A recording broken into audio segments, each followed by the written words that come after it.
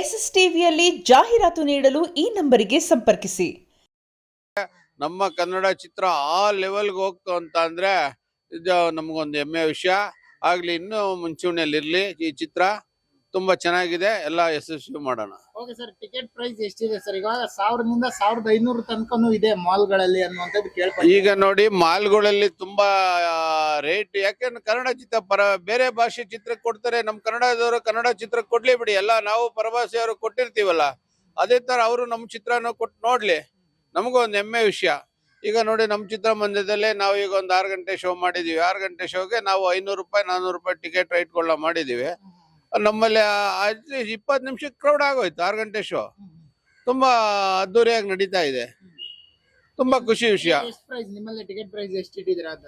ಈಗ ಬೆಳಿಗ್ಗೆ 6 ಗಂಟೆ ಶೋದು 400 ರೂಪಾಯಿ ಇದೆ, 500 ರೂಪಾಯಿ ಇದೆ ಸರ್. ಬಾಲ್ಕನಿ 500, ಸೆಕೆಂಡ್ ಕ್ಲಾಸ್ 400 ಇದೆ. ಎಲ್ಲ ಶೋ ಹೌಸ್ಫುಲ್ ಆಗಿದೆ? ಇಲ್ಲ, ಒಂದು ಶೋ ಮಾತ್ರ ಆ ರೇಟ್ ಇಟ್ಟಿದ್ವಿ. ಮಿಕ್ಕಿದ್ದು ಬೆಳಿಗ್ಗೆ 9:30 ಶೋ ಇದೆ, 9:15 ಅದು 200 ರೂಪಾಯಿ 250 ರೂಪಾಯಿ ಇಟ್ಟಿದೀವಿ.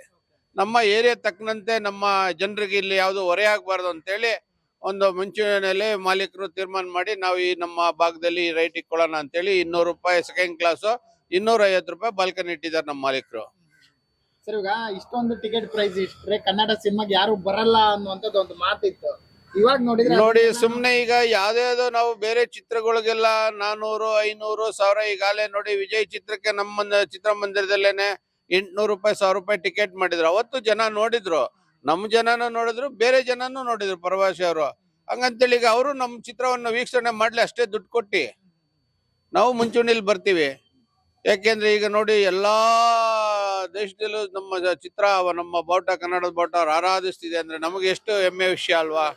ಯಶ್ ಅವರು ಈ ಮಟ್ಟಕ್ಕೆ ಅವರು ಕೆಳಮಟ್ಟದಿಂದ ಬಂದು ಈ ಲೆವೆಲ್ಗೆ ಬೆಳೆದಿದ್ದಾರೆ ಅಂದ್ರೆ ನಮ್ಮ ಕರ್ನಾಟಕಕ್ಕೆ ಒಂದು ಕಿರೀಟ ಇದ್ದಂಗೆ. ಬಾರಿ ಒಂದು ಒಳ್ಳೆ ಆ ಯಪ್ಪನಿಗೆ ನಿಜವಾಗ್ಲೂ ಒಂದು ಈ ಚಿತ್ರ ಒಳ್ಳೆ ಹೆಸರು ಕೊಡ್ತಾ ಇದೆ. ಏನು ಹಿಂದಿನ ಚಿತ್ರಗಳು ಬಂದಿದ್ದು ಅದಕ್ಕಿಂತ ಇದು ಹೆಚ್ಚಿನ ರೀತಿಯಲ್ಲಿ ಹೆಸರು ಮಾಡ್ತಾ ಇದೆ. ತುಂಬಾ ಚೆನ್ನಾಗಿದೆ.